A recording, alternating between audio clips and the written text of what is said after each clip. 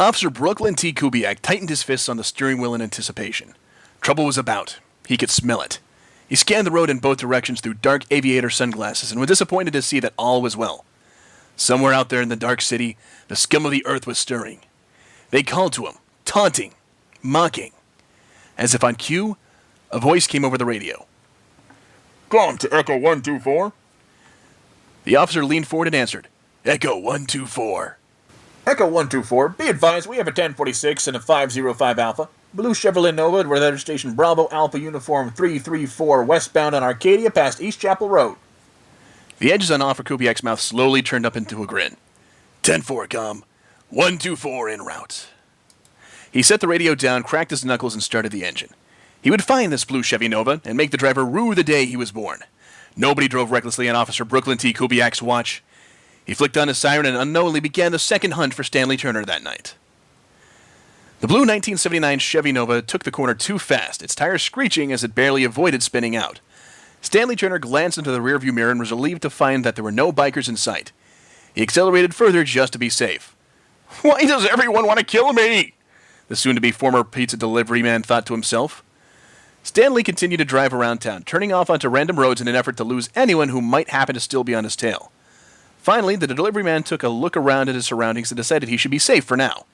He slowed down, then pulled to the side of the road and parked in front of a cake shop. Sitting in the driver's seat for a few moments in an attempt to get his heart rate down, he noticed the 10 pizzas still sitting in their warming bags. His stomach rumbled. No pizza, never again, the young man thought. His eyes wandered to the sign above the shop he was parked in front of. Cotter's Cakes. He opened the car door and stepped outside into the warm night air. Kicking the door shut, Stanley walked up onto the sidewalk and to the front door of the cake shop. He opened it, causing a small bell above to announce his arrival. He stopped with one foot in the door, the hairs on his neck standing on end. The entire floor of the shop was covered in bits of cake and frosting. Display racks were overturned, plates and other dishes were shattered, and licks of bags of flour had been emptied onto nearly every available surface. Eggs that had been thrown out the ceiling slowly dripped to the floor. To add to the confusion, balloons and confetti could be seen everywhere. Stanley was preparing to exit when the door to the back of the shop was kicked open by a shotgun-wielding elderly woman wearing a baker's hat. She raised the gun towards the hapless delivery man. "You! Did it come this way? Answer me, boy!" the old lady growled. Stanley Turner fell to his knees with a high-pitched wail of fear and defeat. He tipped backwards onto the floor and curled into a fetal position, covering himself in cake, flour, and frosting in the process. The gun-toting grandma lowered her gun. "Oh, grow some stones, young man! Now tell me, did you see an overgrown pink poodle come this way?" she asked impatiently. "Pink what? No, I just got here," Stanley said through tears.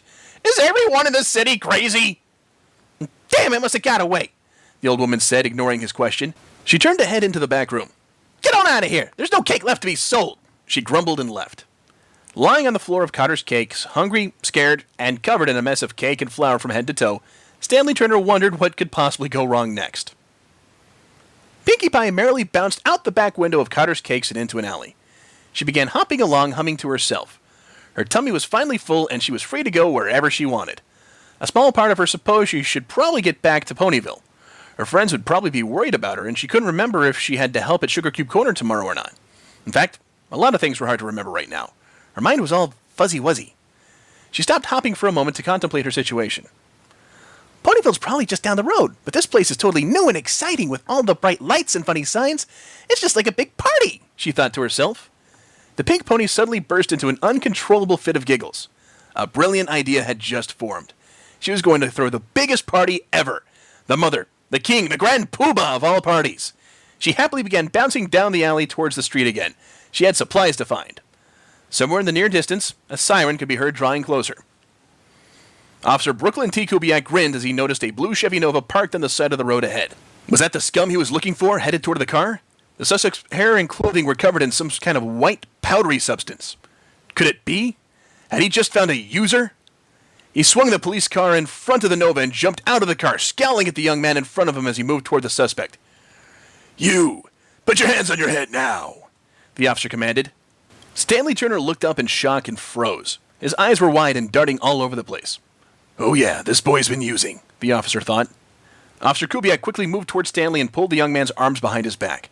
Taking out a pair of handcuffs, he clamped them over the delivery man's wrists, then slammed him up against the Nova. "You packing, boy?" Kubiak asked roughly. What? No, of course not. Why am I being arrested? Stanley asked in confusion. Kubiak ignored him. Where's the stash? Did you swallow it? Do I need to go full cavity, son? What do you mean stash? Wait, I don't do drugs. What are you talking about? You're so far gone you don't realize you're covered in them, the officer replied. You make me sick. Huh?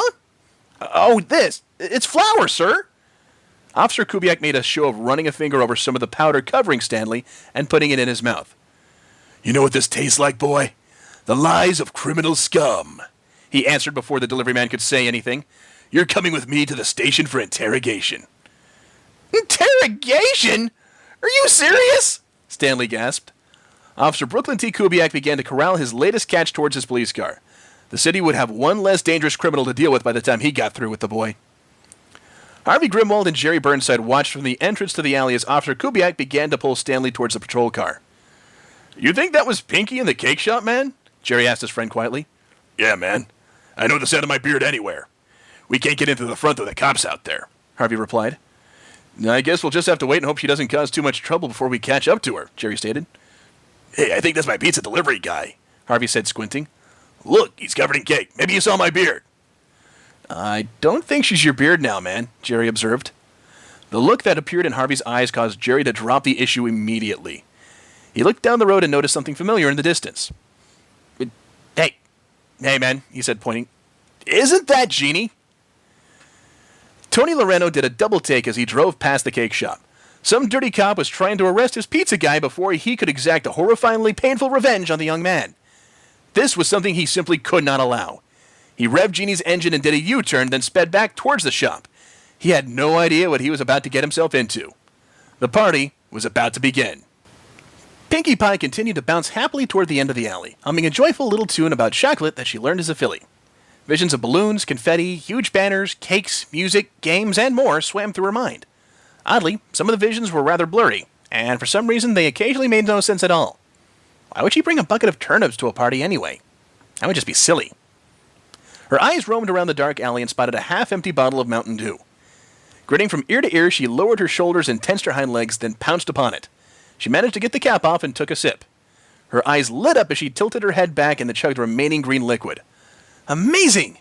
The creatures that live here must travel to the mountains occasionally and collect dew from the plants, then put it in bottles like this. She couldn't blame them because it tasted so sweet and bubbly for some reason. She looked up and saw two dark, blurry figures hiding at the end of the alley. Out on the street, some kind of swirly, flashing light was spinning around. Had someone started the party without her? That simply would not do. She quickly bounced down the alley. Oh, hi, Jerry. Hi, Harvey. Let's get this party going, she giggled as she hopped over their heads and onto the sidewalk beyond. Whee! Harvey Grimwald and Jerry Burnside looked at each other. Hey, man, wasn't that your beard? Jerry asked. The two stood in unison and rushed out of the alley in pursuit of the drunken pony. Tony Loreno pulled Jeannie up beside the blue Chevy Nova parked on the side of the street. He swung a leg over the bike and dismounted, moving with purpose, and a slight stagger, toward Officer Brooklyn T. Kubiak. Hey! Hey, you! You pig! Tony shouted as the officer was preparing to push Stanley Turner into the back of his police car. You scum-sucking, trash-licking, dirt-snorting, faceless, toothless, assless son of a whorehouse's toilet!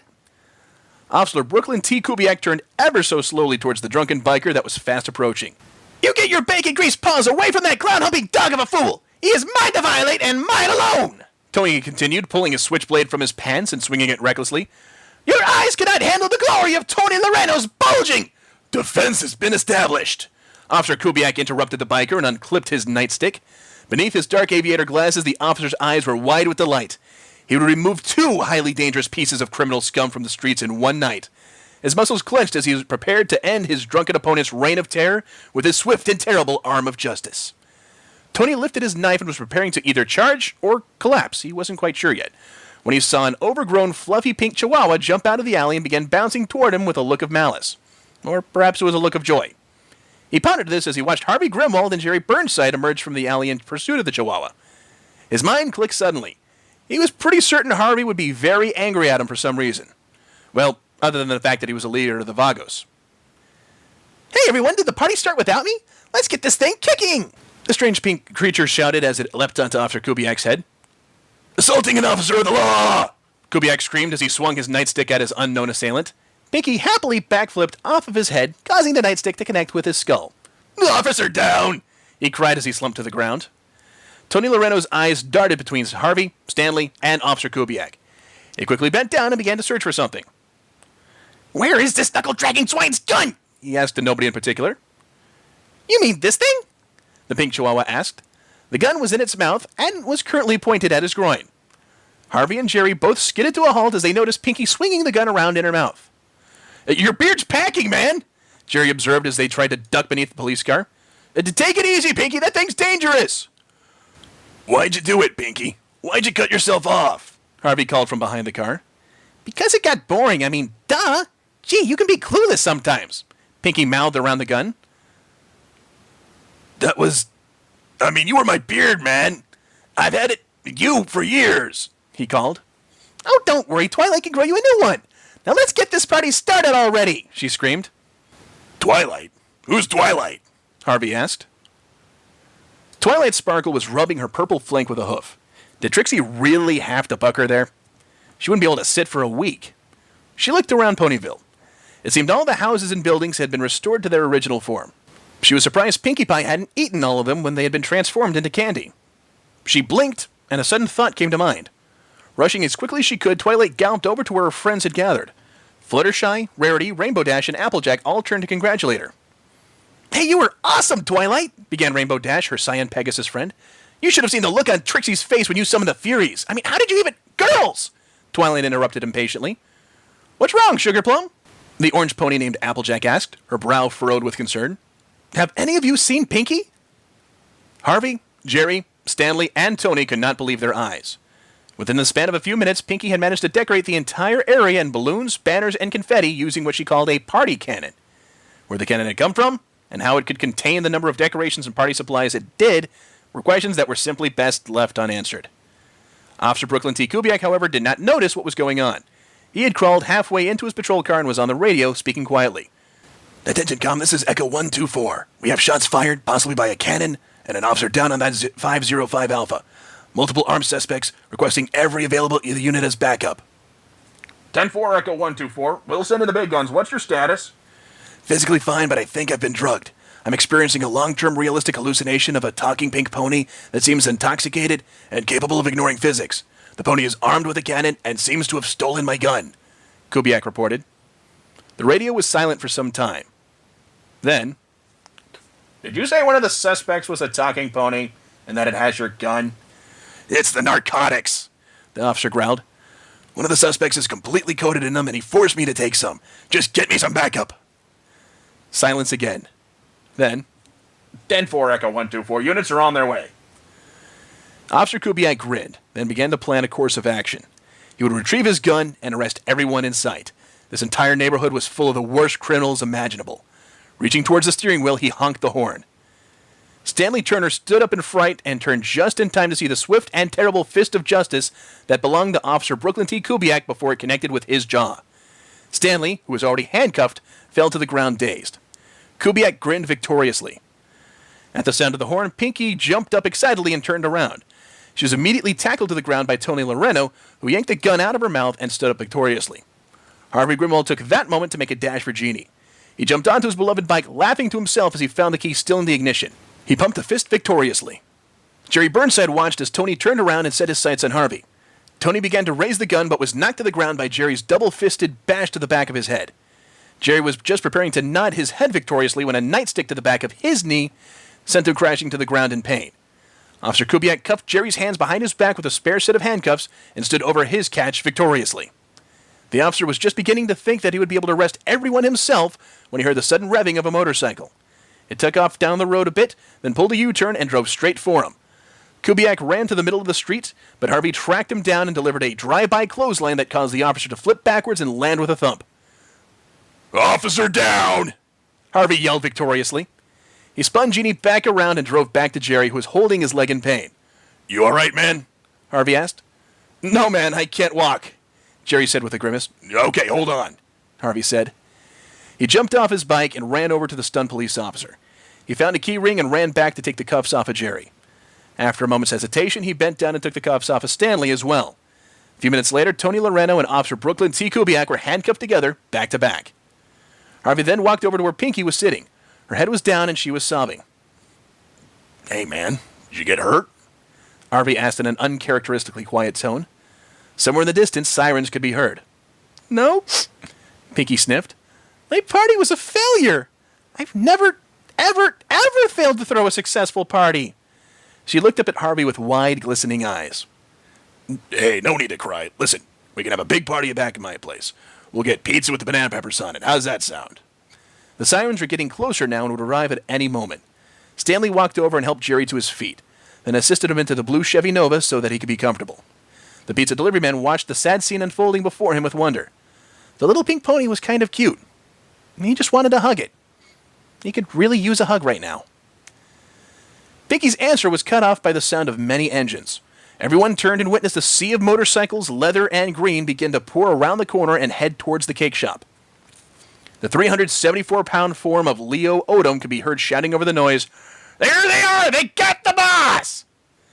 Stanley Turner screamed and jumped into the blue Chevy Nova. His hands moved like lightning as he turned the ignition, shifted into drive, and sped away with Jerry Burnside in the passenger seat, all in one swift motion. The sirens were almost upon them now. Seconds later, Harvey had picked up Pinkie and set her in front of him on Jeannie. He quickly revved the engine and took off.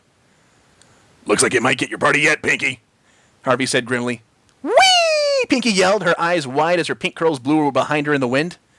The Vagos gang followed in hot pursuit, with Ricky and Gabriel staying behind to free their boss, Tony. A minute later, Tony was free and Officer Kubiak was handcuffed to a utility pole.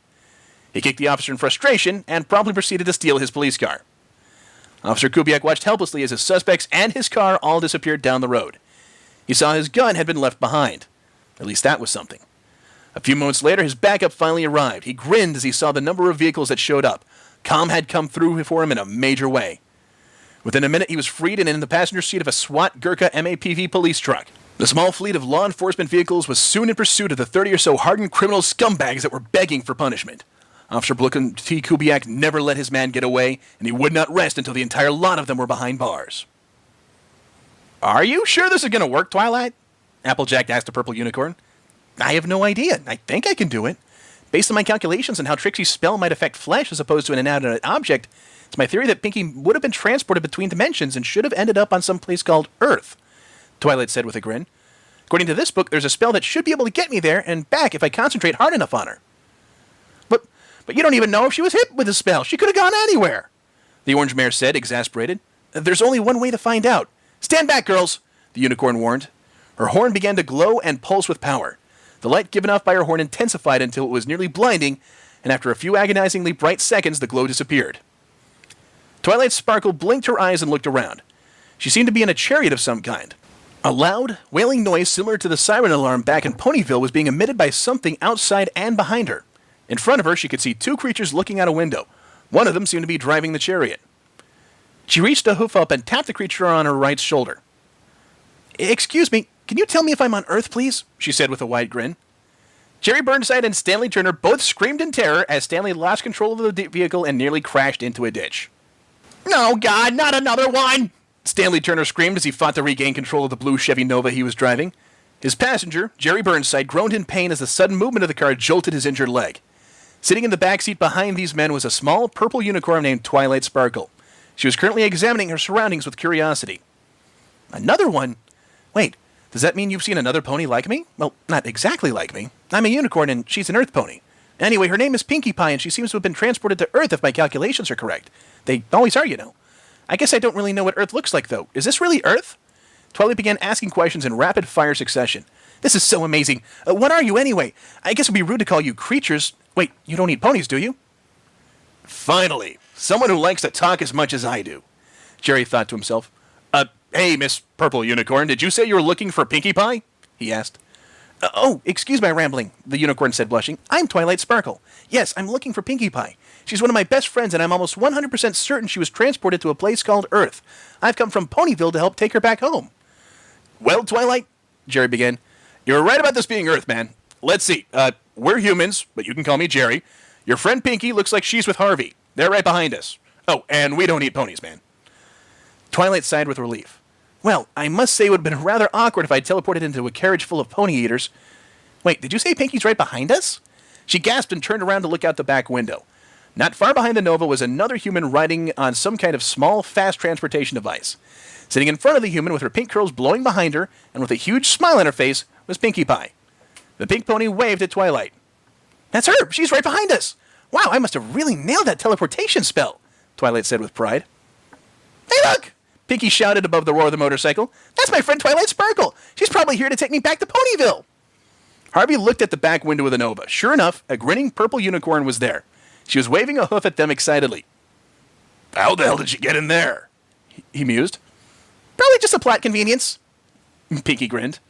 What? Harvey asked. Nothing. She's really good with magic. That explains everything, right? Harvey shook his head. Whatever you say, man. What should we do? Pinkie thought for a moment. We need the pizza guy to pull over so I can meet up with Twilight, and then she can send us home, she said. Those meanies behind us are too close, though. Twilight will need some time to power up her teleportation spell. Right, so what do we do? Harvey repeated. Pinkie's eyes narrowed. We attack them head on! Hey! Twilight shouted, alarmed. What is it? Twilight was looking out the back window with concern. She turned back to Jerry. That motorcycle thing, as you call it, just turned around. It's taking Pinkie back the other way. What? Hey, pizza guy, turn us around, man! Jerry demanded.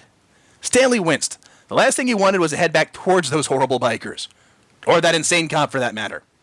Hurry, please! Twilight pleaded. Her eyes grew larger as she begged. Stanley saw the look on Twilight's face through the rearview mirror. He sighed, calmly counted backwards from 10, closed his eyes, then hit the brakes. The mission wasn't over just yet. Bad boys, what you gonna do? What you gonna do when they come for you?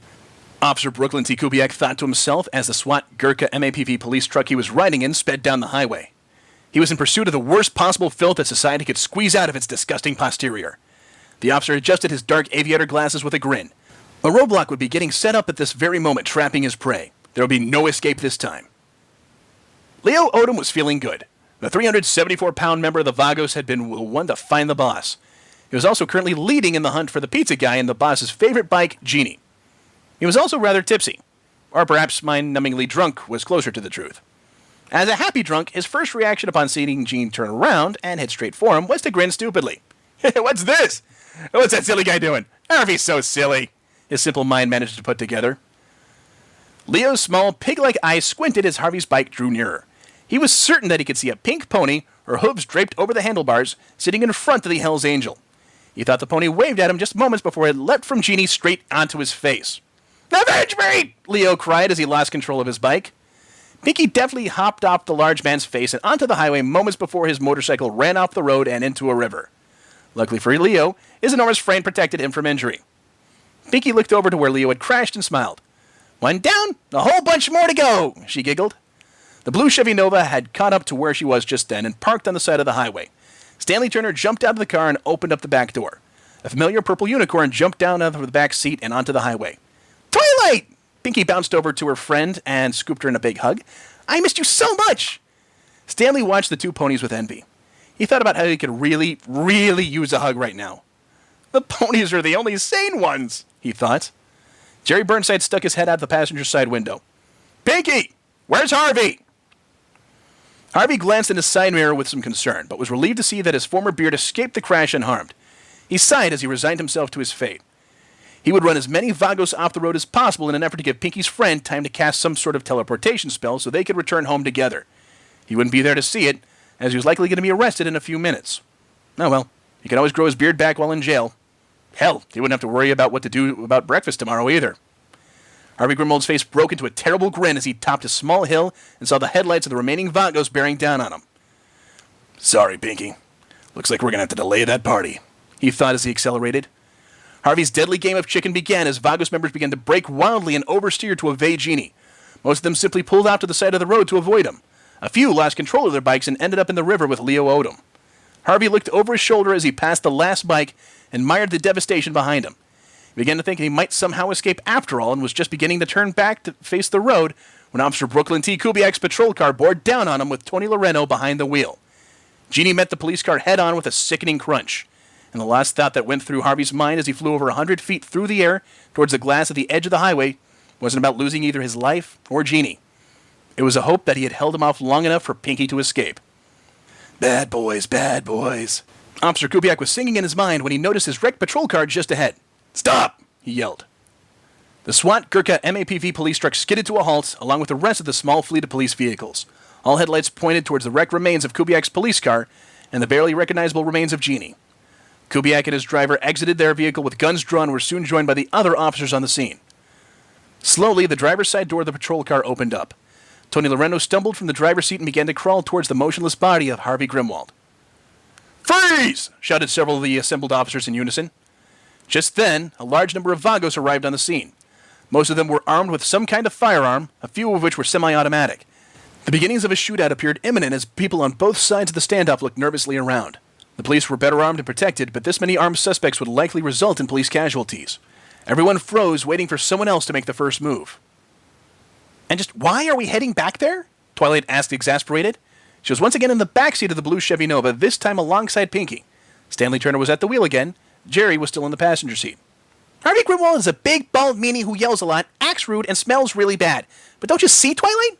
The fact that he was willing to sacrifice himself goes to show that there's something good about him. He's more than just a temporary face to hang from," Pinkie said sadly. "He was a friend.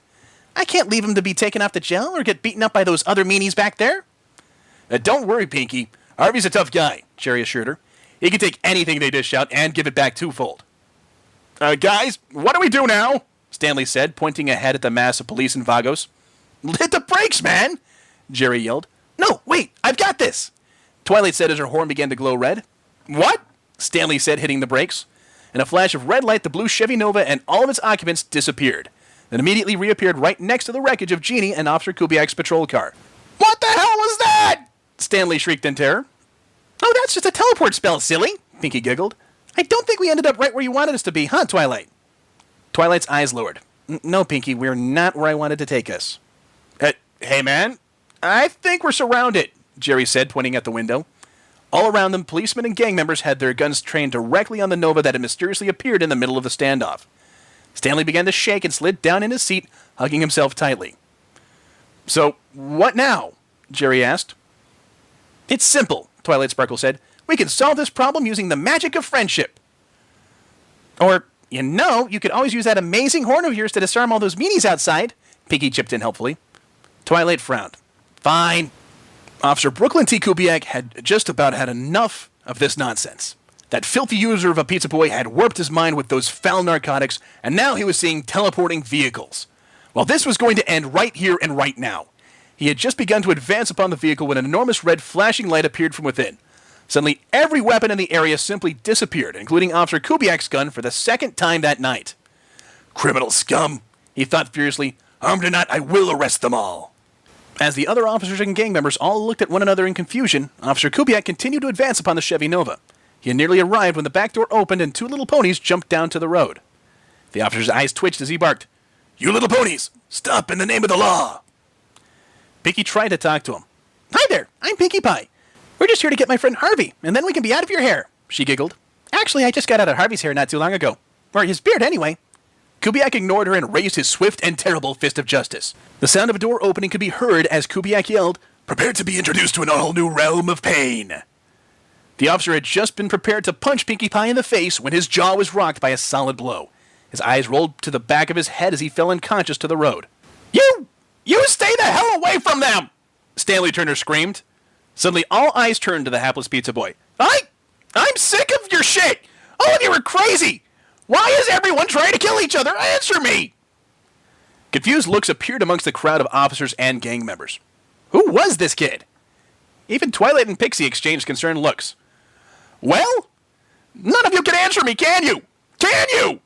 Do you even know why we're out here, huh? It's because of this asshole!" Stanley said, pointing an accusing finger at Tony Loreno, who shrunk under the sudden attention. "That's right. While this lunatic was trying to hump a motorcycle, I was trying to deliver his pizzas. Do you know where he told me to put them? In my ass! My ass, people! How is that even possible? Answer me!" "Hey, Matt, you okay?" Jerry called from within the Nova. "No, I am not okay. I've had more guns pulled into me tonight than should even exist in one place. Over what?" Stanley fumed as he reached into his car and withdrew 10 pizzas, still in their warming bag. "This! pizza! He stalked over to the Vagos, causing a few to take a step back. You want your pizzas? Next time, don't pull a freaking knife on the pizza guy! The angry pizza boy began to swing the bag around, gaining velocity. Here, have them! He screamed and released the bag, causing it to sail into the crowd of Vagos. Ricky and Gabriel, who had somehow managed to avoid ending up in the river, looked at each other nervously. They then bent down and removed a pizza from the warming bag. They opened the box and took a slice each. Hey, it's still kind of hot, Ricky cried. A few nervous cheers arose from the gang members as a few more decided to grab some pizza. The others couldn't take their eyes off the pizza guy. Stanley stormed over to the assembled police officers. And you! All of you were brought here by who? This idiot right here! He yelled, pointing to Officer Kubiak's unconscious form lying in the road. How can you even allow such a moron to represent you on the police force?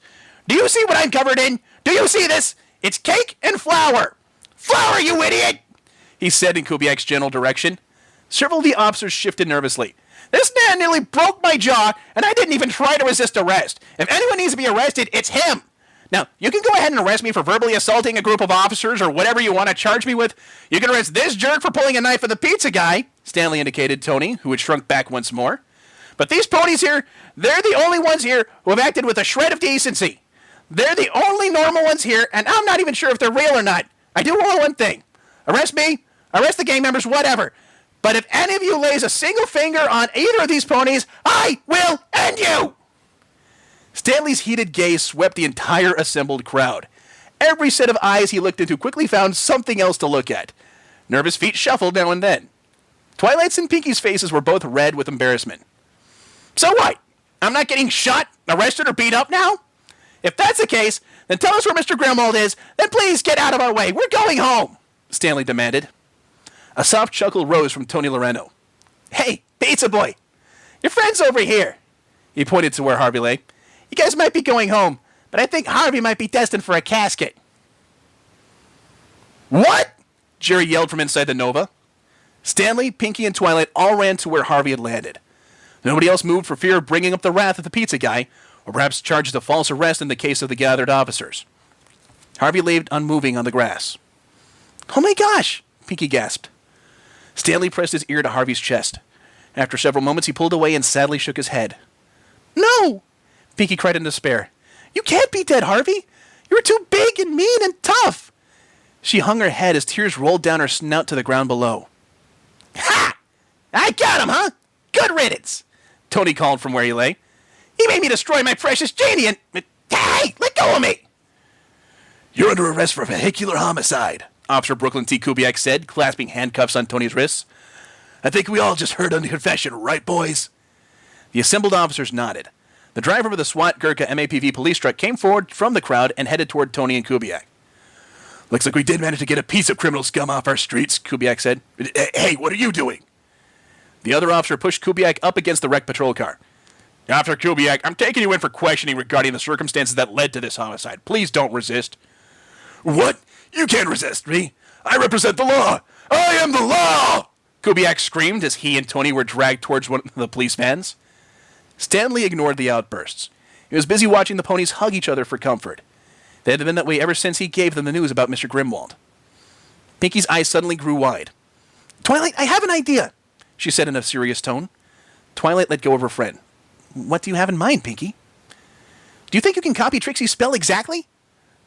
I'm not sure. I could try. But why? Twilight asked. Pinkie stood up, a look of fierce determination on her face.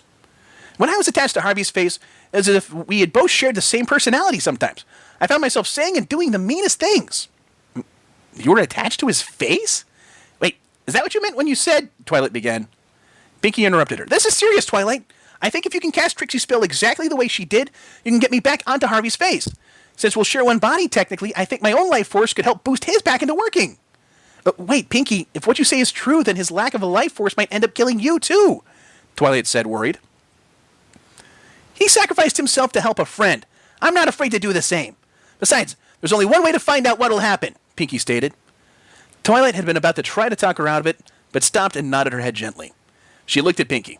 Are you ready? As I'll ever be, Pinkie replied. Twilight closed her eyes as her horn began to glow red once more. The red glow lit up the night sky around the gathered crowd of onlookers. A moment later, a thin red beam shot from the purple unicorn's horn and struck Pinkie. "She's here!" Stanley called from beside Harvey. Twilight trotted over and was amazed to find a long pink beard growing from Harvey's face. Nestled within the hairs was a miniaturized Pinkie. "By Celestia, is this what happened to you when you first arrived here?" Twilight asked. Pinkie the Beard nodded weakly. She looked tired, worn out. She hoped her life force was enough to support them both. "How's it looking?" she whispered. Stanley put his ear back to Harvey's chest. A small crowd of officers and Vagos had gathered closer to see what was happening. An officer had helped Jerry out of the Nova finally. "How is he, man? Don't tell me he's going to be okay," Jerry called out. "Oh, please hurry," Twilight said nervously. "Pinkie can't last much longer like this." I think I hear a heartbeat," Stanley said. "Quiet now, just give me a moment." "Yes, there's another one. It's weak, but it's there." Shocked gasps arose from ponies, friends, policemen, and gang members alike. Even Tony Loreno had been secretly hoping for Harvey to live from his seat inside the police van, though for entirely different reasons than most of those gathered. Slowly, Harvey Grimwald opened his eyes. The first thing he saw was his beard that had crawled onto his face and was looking at him with glistening eyes and a wide smile. "Oh, Harvey!" Pinkie said happily and hugged his nose. "I'm so glad it worked." "Harvey, man, welcome back. Wait, you're not like one of them zombies now, are you?" Jerry asked nervously. "Pinkie, you came back for me. You're my beard again, too. What happened?" Harvey asked groggily. "Oh, Harvey, when you were ready to sacrifice yourself for me, I knew there was more to you than you let on. You are my friend. I couldn't let anything bad happen to you. I had Twilight here reattach me to your face so that we could share my life force, and you'd come back. It worked. Isn't it the greatest thing ever?" Pinkie said excitedly. "Pinkie, I think you're the greatest thing ever." Harvey grinned at her. "So what happens now, man?" Jerry asked. "Are you going to be Harvey's beard forever?" Twilight Sparkle had an answer ready. "Well, judging by how quickly these two are recovering, I would say that Harvey's own life force has started back up now. He no longer needs Pinkie to remain attached now. If he wants another beard, I can always grow a new one for him," she beamed. Stanley Turner sat down and watched the friends as they removed Pinkie from Harvey's face and grew a new beard that was identical to the original beard Harvey had. The assembled police officers and gang members were starting to disperse. An officer explained that Tony Loreno and Officer Kubiak were in custody and would be the only arrest made that night. Nobody wanted to try to explain to the chief how two talking ponies had appeared from a teleporting car. Stanley hugged his knees and thought about all that had happened tonight. He still had to return the Nova to Gongo's Pizza. Unnoticed to everyone else, Stanley Turner began to cry. "Well, I think that wraps everything up," Twilight Sparkle said. "So are you going to take Jerry to the hospital?" she asked Harvey. "No, man. He can crash at my place for a while.